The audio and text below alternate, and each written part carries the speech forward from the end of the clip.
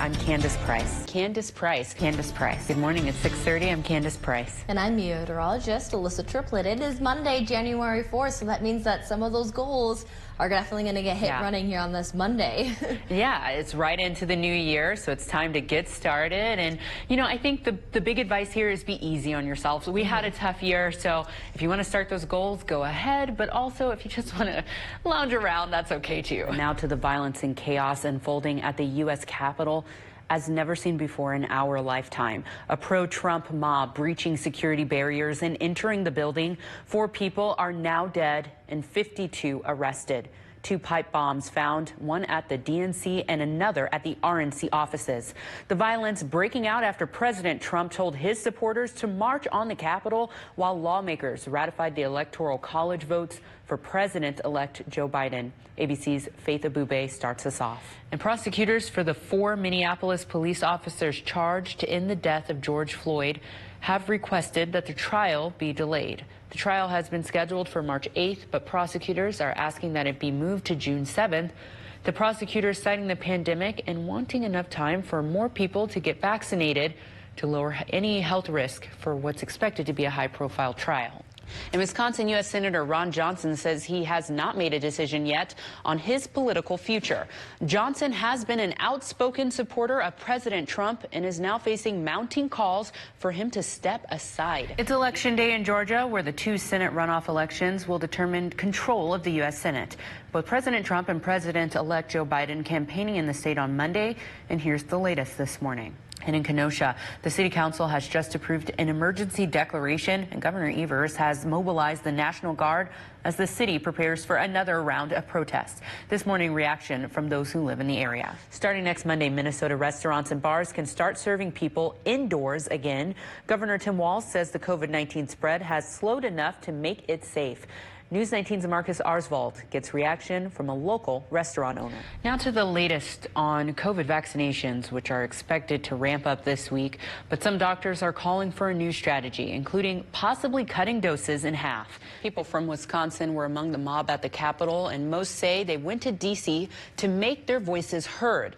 But then things took a turn for the worse. Reporter Tony Galley has more from Wisconsin demonstrators this morning. And we'll have further updates on the aftermath of that attack. But now sending it over to Alyssa for a quick look at our weather heading into the weekend. All right, Alyssa, at 6:50, here are 5 fast headlines. A quick look at what's making news around the world today.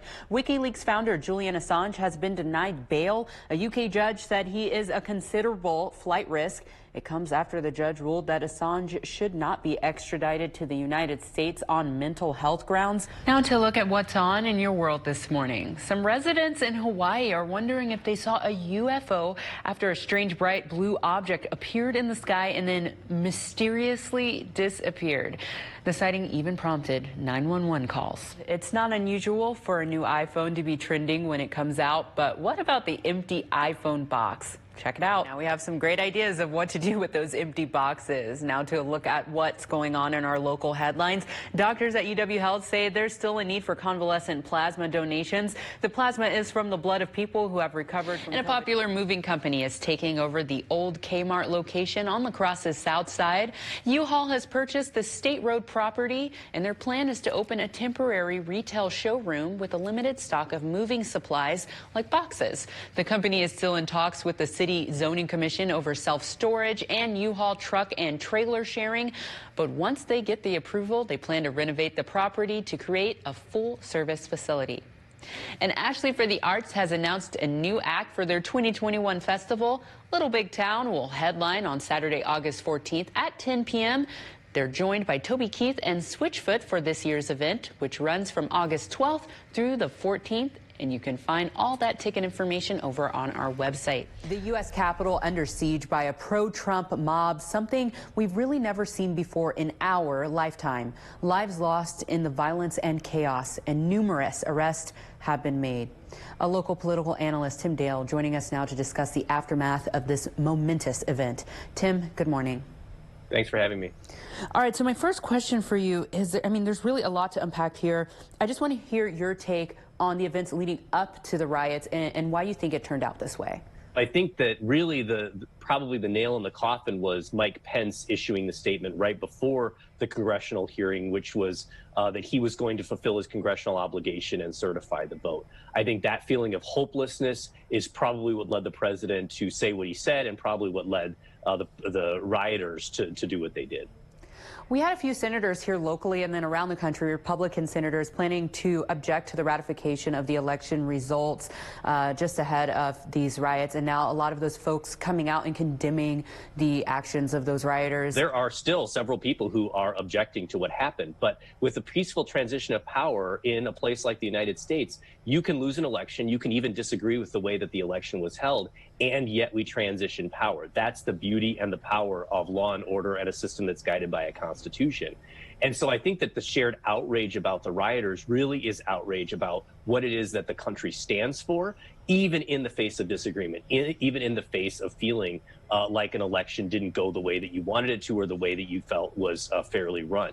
There are legal means for pursuing objections, and the way that you don't do it is by storming the Capitol. President now mentioning a peaceful transition of power. Is that possible at this point? There was always going to be a transition of power, and it was going to have to be peaceful in the sense that there are law enforcement officers that are going to make sure that it is peaceful, or at least as peaceful as it could be.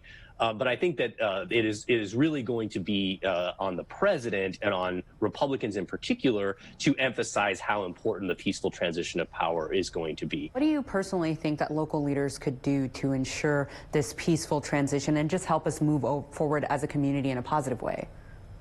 I think that the really important point that we can all take away from this, and this is something that was reiterated across the aisle last night and yesterday in Congress, is that it's possible to have political disagreements without resorting to violence. And I think that the way we have our political disagreements, the way we model them for each other, the way our political leaders model those disagreements, that is going to be key for moving forward. We have to show that we can live in a democracy where we disagree with each other and we can continue civility. And I think that is the key point to take away from yesterday. Mr. Dale, we are out of time this morning, but I want to thank you for joining us. Thanks for having me. Now here's a look ahead at what's on Good Morning America. It's a new year, but many people are still working at home, and it may be a great time to consider creating new habits in your at-home work environment. With some helpful tips this morning, Jessica Bolin from Gunderson Health System. Good morning, Jessica. Good morning. So when we're at home and we don't have those distractions of water coolers, coworkers to tear us away, how do we work in those breaks? So I think it's really important to make a point of scheduling breaks in your day. Either set an alarm on your phone, put a reminder on your calendar so it reminds you every hour to pause and take a break. And during that time, it's a good time to stand up and stretch, take some deep breaths, or even doing some very simple brain break activities and listing out some things that you are grateful for. Yeah, and a lot of times in the office place, we have all these opportunities to get up and take breaks, as you mentioned. But at home, that can be a lot harder to do. So what are some of the tips you have for those people struggling with that?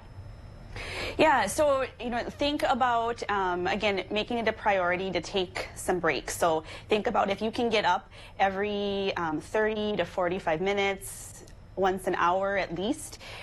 So get up, walk around your house. If you have stairs in your home, walk up and down the steps.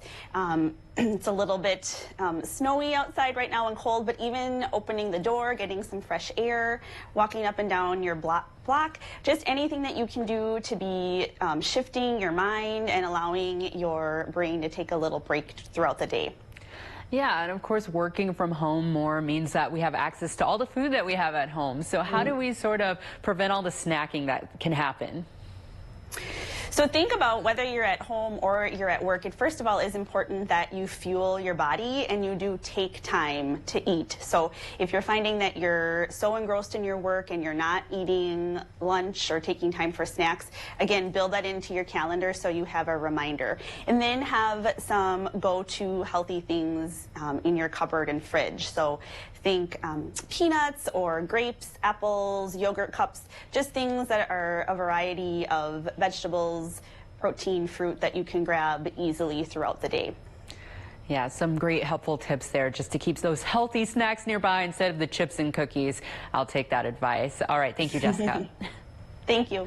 And with a look at what's ahead on Good Morning America, here's Ginger Z.